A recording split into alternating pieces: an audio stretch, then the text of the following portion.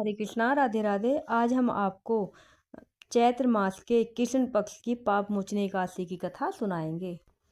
यूं तो सभी एकादशियों के व्रत पापों को समाप्त करके अनंत अनंत पुण्य प्रदान करते हैं, परंतु चैत्र मास के कृष्ण पक्ष की इस एकादशी का व्रत तो जन्म जन्मांतरों के पापों को नष्ट कर देता है।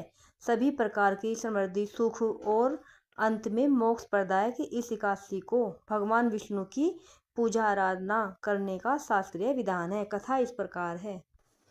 अब तक सुनाई हुई कथाओं के लिए भगवान श्री कृष्ण की भांति भांति से साधुवाद करते हुए धर्मराज युधिष्ठिर ने कहा कि हे माधव, चैत्र मास के कृष्ण पक्ष के एकादशी के नाम, विधि विधान और महत्व के बारे में बताइए।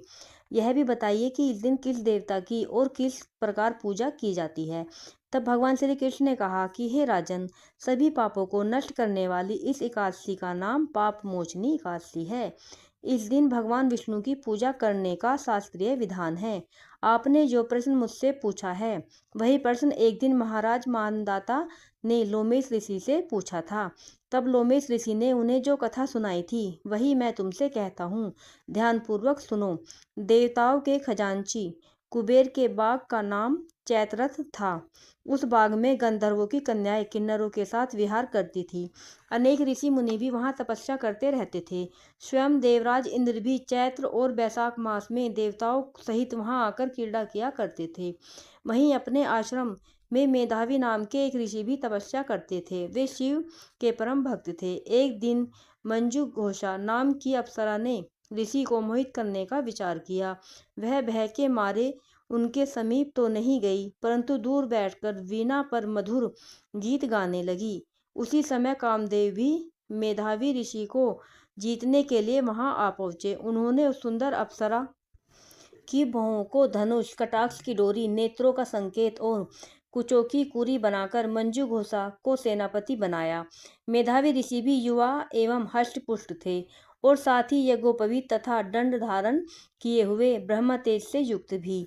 मंजू घोषा भी ऐसे सुंदर ऋषि को देखकर उसकी सुंदरता पर मुग्ध हो गई और अपने गीत, चूड़ियों और नुपुरों की झंकार तथा नृत्य और हाव भाव दिखाकर मुनि को रिझाने लगी।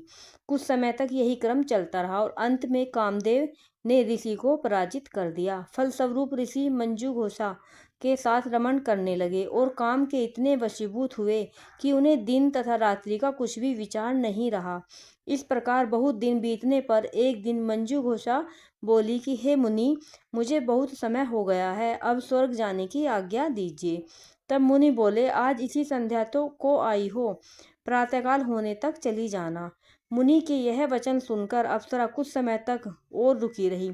कुछ दिन बाद उसने पुनः मुनि से विदा मांगी तो मुनि कहने लगे कि अभी तो आधी रात भी नहीं हुई है, कुछ समय और ठहरो। अप्सरा ने कहा, महाराज, आपकी रात तो बहुत लंबी है, आप जरा स्मरण कीजिए कि मुझको यहाँ पर आए हुए कितने वर्ष बीत गए हैं। उस अप्सरा की यह बात सुनकर मुनि ने समय का विचार किया तो ज्ञात हुआ कि अप्सरा के साथ रमण करते हुए उनको 57 वर्ष 7 मास और 3 दिन बीत गए थे। यह ज्ञान होते ही वह अप्सरा उनको काल के समान प्रतीत होने लगी। मुनि अत्यंत क्रोधित हुए और उनकी आंखों से ज्वाला उत्पन्न होने लगी। वे बोले, मेरी कठिन परिश्रम से की हुई तपस्या को तूने नष्ट कर दिया। तू महापापिनी और दुराचारणी है, तुझे धिक्कार है। तूने मेरे साथ घात किया है, इसलिए मैं तुझे शाप देता हूँ कि तू पिशाचिनी हो जाए। मुनि के शाप से मंजू घोषा उसी समय पिशाचिनी हो गई।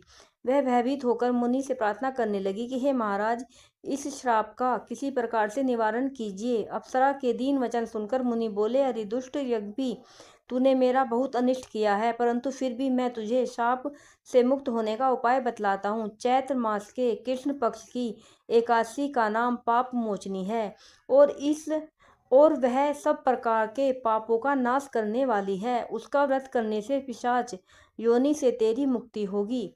ऐसा कहकर मेधावी ऋषि अपने पिता च्यवन ऋषि के आश्रम को चल पड़े।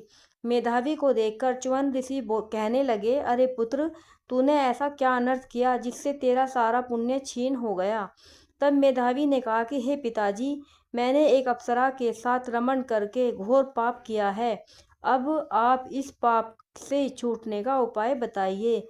तब च्यवन ऋषि बोले कि हे पुत्र, चैत्र मास के कृष्ण पक्ष की पाप मोचनी एकादशी का व्रत करने से सब पाप नष्ट हो जाते हैं, इसलिए तुम उस व्रत को करो। पिता की आज्ञा पाकर मेधावी ऋषि ने विधि पूर्वक इस व्रत को किया, जिससे उनके सब पाप नष्ट हो गए और मंजू घोषा भी व्रत के प्रभाव से पिशाच योनि से मुक्ति पाकर दिव्य रूप धारण करके स्वर्गलोक को चली गई। लोमेश ऋषि बोले कि हे राजन, पाप मोचने एकादशी के व्रत को करने से सब पाप नष्ट हो जाते हैं। इस कथा को सुनने तथा पढ़ने से 1000 गोदान का फल मिलता है और इस व्रत को करने से ब्रह्म हत्या, गर्भपात, सुरापान, गुरुपत्नी से प्रसंग आदि जैसे पाप भी नष्ट हो जाते हैं और अंत में स्वर्ग की प्राप्ति होती है। इस दिन चिरौंजी का सागार लिया जाता है। बोलो एकादशी मैया की जय।